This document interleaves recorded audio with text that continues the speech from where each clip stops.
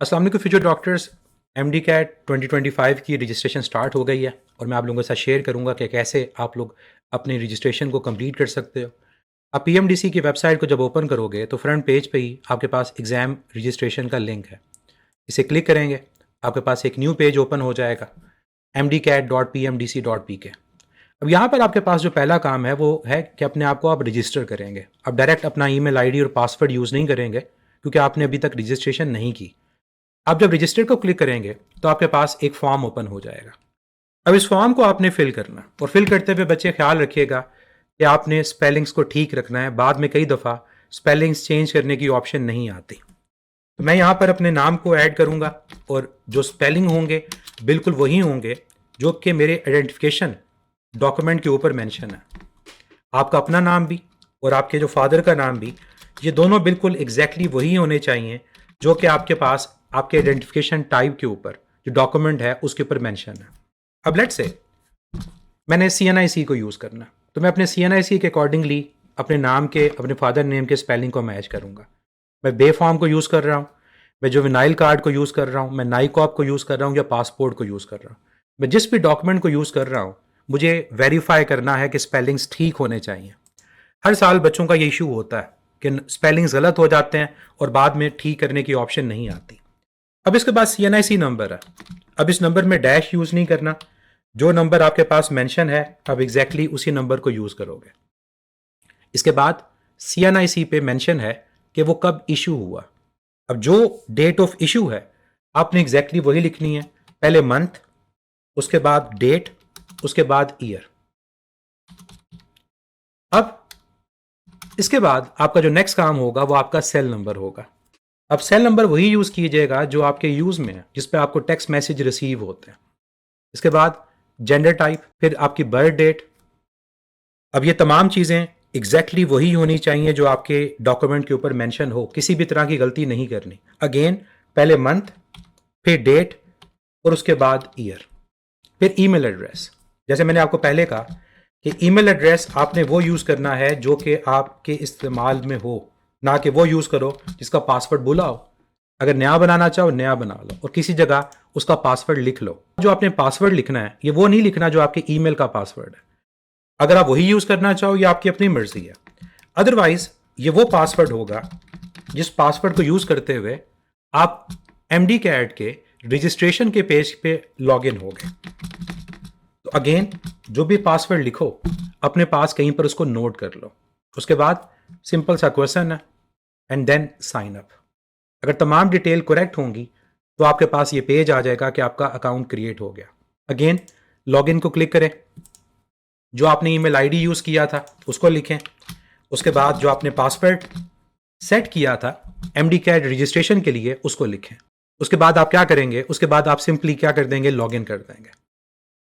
जब लॉगिन करेंगे तो आपके पास ये पोर्टल ओपन हो जाएगा जो इंडिकेट करेगा कि आपका फॉर्म सही तरह से फिल हो चुका है। अब ये तमाम इंफॉर्मेशन को आप कंप्लीट करेंगे, जैसे सिटी ऑफ रेजिडेंस आपकी क्या है, आप इस लिस्ट में से सिलेक्ट करेंगे। उसके बाद जो आपका डोमिसाइल है, अब देखें लेट्स से मैं यहाँ पर अगर फैसलाबाद को क्लिक करता हूँ तो फैसलाबाद पंजाब के अंदर है। अब मेरे पास अगर पंजाब का डोमिसाइल है तो मुझे यहाँ पर पंजाब को ही सिलेक्ट करना है। तो ये आपके पास जो प्रोविंस है ये वो होगा जहाँ का आपका डोमिसाइल है। फिर डोमिसाइल आपने कहाँ से बनवाया है, ऑब्वियसली अगर आप फैसलाबाद के हैं, अगर आप सक्खर के हैं, अगर आप कोयटा के हैं, आपने वहीं से डोमिसाइल बनाया होगा, उस सिटी को सिलेक्ट करें। और अगर डोमिसाइल नहीं बनाया, डोमिसाइल बनवाएं और जहाँ से बनवाना है ऑब्वियसली उस सिटी को मेंशन करेंगे। फिर प्रेफर यूनिवर्सिटी, ऑब्वियसली आप पंजाब से हैं तो आप पंजाब के लिए किसको सिलेक्ट करेंगे, UHS को। इसके बाद अगर आप सिंध के हैं तो IBA को, अगर आप बलोचिस्तान से हैं तो आप बोलान को सिलेक्ट करेंगे। तो जिस प्रोविंस से आप हैं, जहाँ का आपका डोमिसाइल है, आप सिर्फ उसी यूनिवर्सिटी को सिलेक्ट कर सकेंगे। अगर मैं यहाँ पर लेट से पंजाब की जगह या सिंध कर देता हूँ तो ऑब्वियसली मेरा डोमिसाइल सिटी भी चेंज होगा, मेरा डिस्ट्रिक्ट भी चेंज होगा, मेरी प्रेफर यूनिवर्सिटी भी वो चेंज हो जाएगी। तो इस चीज़ का आपने ख्याल रखना है कि आप जब अपने सिटी को, अपने डोमिसाइल के प्रोविंस को, अपने डोमिसाइल के सिटी को सिलेक्ट कर रहे हैं तो उसके बाद आपके पास जो ऑप्शन होगी वो उसके मुताबिक ही आएगी। और आपने पहले से ही उस यूनिवर्सिटी को सिलेक्ट कर लेना है जहाँ पर आपने टेस्ट को देना है। फिर प्रेफर टेस्ट सिटी, मतलब आपका सेंटर कहाँ होना चाहिए, ये वो रखिएगा जो आपके घर के करीब हो। जैसे अगर मैं फैसलाबाद को सिलेक्ट कर रहा हूँ तो फैसलाबाद के करीब मुझे लाहौर अगर है, मैं लाहौर को सिलेक्ट कर देता हूँ। गुजरांवाला है, मैं गुजरांवाला को कर देता हूँ। लेकिन अगर फैसलाबाद में ही सेंटर है तो सबसे बेहतर यही है कि आप उसी सिटी को सिलेक्ट करो जहाँ के आप रेजिडेंट हो, ताकि आपको सुबह ट्रैवल ना करना पड़े। एजुकेशन टाइप एफएससी है, ए लेवल है, उसको सिलेक्ट करेंगे। टोटल मार्क्स 1200, ऑब्टेन मार्क्स जो भी आपके हैं उसको मेंशन कर देंगे। अब यहाँ पर एक इशू होगा कि बच्चे जो रिपीटर्स हैं वो क्या करें। बच्चे आप अगर रिपीटर हो, इम्प्रूवर हो, तो जो आपका प्रीवियस रिजल्ट है उसी को लिख दो। ये आपके एडमिशन के मार्क्स नहीं है, किसकी बेस पे आपको एडमिशन मिलना है, इसकी बेस पे आपने सिर्फ अपने टेस्ट को अटेम्प्ट करना है। इसके बाद क्या करेंगे, इसके बाद आप अपनी एक रीसेंट पिक्चर को अपलोड करेंगे। अब पिक्चर के बारे में आपको ये कहा गया है कि पिक्चर का साइज 1 MB होना चाहिए, साइज पासपोर्ट साइज होना चाहिए, ठीक है। और ये फोटो आपके पास जो एडमिट कार्ड है उस पर प्रिंट होगी, तो सोच समझ के पिक्चर को यूज़ कीजिएगा, ठीक है। और आपकी पिक्चर के मुताबिक ही आपको अलाउ किया जाएगा टेस्ट सेंटर में। और फिर ये पिक्चर आपके पास JPG फॉर्मेट्स होते हैं डिफरेंट, जैसे PNG होता है, तो ये फॉर्मेट आपका JPG होना चाहिए। अब इसके बाद आप लोगों ने अपलोड करनी है अपनी रीसेंट पिक्चर, जैसे मैंने आपको बताया कि रीसेंट होनी चाहिए। चूज़ फाइल को क्लिक करेंगे, जहाँ पर भी आपके पास पिक्चर सेव है आप उसको सेलेक्ट कर देंगे, और साइज़ इसका 1 MB एक चीज़। और दूसरा याद रखिएगा कि आपके पास फॉर्मेट JPG होना चाहिए। फिर अपनी मार्कशीट, अगेन इम्प्रूवर है, कोई मसला नहीं, जो आपके पास अवेलेबल है उसको अपलोड करें। और अगर आपने फर्स्ट ईयर के स्टूडेंट हैं और अभी सेकेंड ईयर के रिजल्ट का वेट करें तो फर्स्ट ईयर के रिजल्ट अपलोड करेंगे। फिर CNIC आपके पास, या जो भी डॉक्यूमेंट आपने ऊपर सेलेक्ट किया है, बे फॉर्म या पासपोर्ट, उसके मुताबिक आप उसको अपलोड करेंगे। फिर डोमिसाइल, अब यहाँ पर देखिए डोमिसाइल का होना ज़रूरी है, तो जो आपके पास डोमिसाइल है उसको आप सेलेक्ट करेंगे। इसके बाद अंडरटेकिंग है एंड देन सबमिट एप्लीकेशन। अब तमाम इन्फॉर्मेशन अगर आपके पास ठीक है तो आपके पास ये सबमिट होकर ये आपके पास सारी डिटेल शो हो जाएगी। क्या आपने पिक्चर अपलोड की, क्या आपने मार्कशीट अपलोड की, CNIC, आपका डोमिसाइल, सारा का सारा यहाँ पर विजिबल होगा। अब ये आपके पास एप्लीकेशन ID है, ठीक है, इसको आप नोट ना करें, ये आपके पोर्टल पे अवेलेबल होगा। फ़ी अभी तक आपने पे नहीं की, अब फ़ी को पे करना है। पे नाउ को सिलेक्ट करेंगे तो आपके पास ये ऑप्शंस आ जाएंगी जिनके थ्रू आप पेमेंट को कर सकते हैं। अगर आपको पेमेंट से रिलेटेड इशू आ रहा है, ये नाम और नंबर मेंशन है जिनको आप सिलेक्ट कर सकते हैं। फ़ी के बारे में याद रखिएगा कि फ़ी फ़ौरन क्लियर नहीं होगी, यहाँ पर क्लियरली मेंशन है कि 48 घंटे लग सकते हैं, 2 दिन। और वीकेंड्स जब आते हैं ना तो फिर आपने वीकेंड्स को इंक्लूड नहीं करना, फिर आपने वीकेंड के बाद देखना है कि फ़ीस आपकी अपडेट होगी। ये फ़ी नॉन रिफंडेबल है, नॉन ट्रांसफरेबल है, तो इसलिए सोच समझ के फ़ी सबमिट करवाइएगा।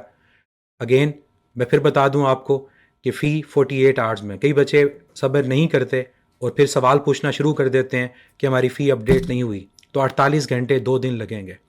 इसके बाद अगर आप इन टर्म्स को एग्री करते हैं, आप सेलेक्ट करेंगे, दो आपके पास ऑप्शंस हैं, बैंक चलान MCB का, इसको सेलेक्ट करेंगे तो आपके पास एक चलान फॉर्म जनरेट हो जाएगा। मैं आपको शो कर देता हूँ, ये चलान फॉर्म है जिसको आप MCB मुस्लिम कमर्शियल बैंक जाकर सबमिट कर सकते हैं। यहाँ पर 3 आपके पास कॉपीज़ हैं, एक स्टूडेंट कॉपी जो आपके पास रह जाएगी, एक PMDC की कॉपी और एक बैंक कॉपी। दूसरा जो मेथड है वो ऑनलाइन का। अब ऑनलाइन जो मेथड है उसको आप क्लिक करेंगे तो आपके पास सामने एक पोर्टल आता है। अब इस पोर्टल के अंदर आप अगर देखो तो ये वीज़ा या मास्टर कार्ड है, मतलब आप अपने डेबिट या क्रेडिट कार्ड के थ्रू पेमेंट कर सकते हो। इजी पैसा, जैज़ कैश की कोई ऑप्शन यहाँ मेंशन नहीं है। तो यहाँ पर अगर आपके पास डेबिट कार्ड है, क्रेडिट कार्ड है, उसको सेलेक्ट करेंगे, अपने कंट्री को, अपने एड्रेस को, सिटी को, पोस्टल कोड को, तमाम को सिलेक्ट करने के बाद आपके पास यहाँ पर पे की ऑप्शन आएगी। फ़ी 9015 ये शो हो रही है, इसको पे करेंगे, आपकी फ़ी सबमिट हो जाएगी और अगेन 48 आवर्स के अंदर ये फ़ी जो है आपके पास ये अपडेट होगी। तो ये बात याद रखिएगा कि जब आप फ़ी पे कर चुके होगे तभी आपके पास यहाँ पर अनपेड से पेड की ऑप्शन आ जाएगी। और अगेन अगर कोई इशू होता है आपको पेमेंट से रिलेटेड, आप इन नंबर्स के ऊपर कॉन्टैक्ट कर सकते हो। तो यही 2 मेथड हैं, बैंक चलान प्रेफरेबल है और दूसरा मेथड ऑनलाइन है जो डेबिट कार्ड और क्रेडिट कार्ड के थ्रू होगा। कोई इजी पैसा, कोई जैज़ कैश की ऑप्शन नहीं है।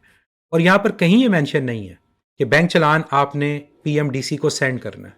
जब आप बैंक में फ़ी सबमिट कर देंगे तो खुद ब खुद वो फ़ी आपके पोर्टल पे अपडेट होगी। आपको बैंक चालान की कॉपी को सेंड करने की कोई ज़रूरत नहीं है। किसी भी टाइम पे आप अपनी प्रोफाइल को अपडेट करना चाहें तो कुछ ऑप्शंस आपके पास आ रही होती हैं। लास्ट टाइम ऑप्शन नहीं थी, आप इनको अपडेट कर सकते हो। लेकिन अगेन ये अपडेट स्टार्ट में कर लीजिएगा, चेक कर लीजिएगा कि कोई डिटेल आपकी गलत तो नहीं है। तो आई होप इस वीडियो के थ्रू आपको आइडिया हो चुका होगा कि कैसे आप लोगों ने एमडी कैट 2025 के लिए रजिस्ट्रेशन करवानी है। मैं चाहूँगा कि रजिस्ट्रेशन को स्टार्ट कर दें ताकि आपको आइडिया हो जाए कि कौन सा डॉक्यूमेंट मिसिंग है, ताकि आप उस डॉक्यूमेंट को बनवाएं और टाइमली रजिस्ट्रेशन करवाएं ताकि आपको लेट फी सबमिट ना करवानी पड़े। So wish you very best of luck. इंशाल्लाह आप लोग एमडी कैट क्रैक भी करेंगे और इंशाल्लाह अपने ड्रीम मेडिकल कॉलेज में एडमिशन भी लेंगे। मैं हूं आपका फिजिक्स का उस्ताद मुदस्सिर ज़िया। हर एंट्री टेस्ट की प्रेप के लिए फिजिक्स इन सेकंड्स।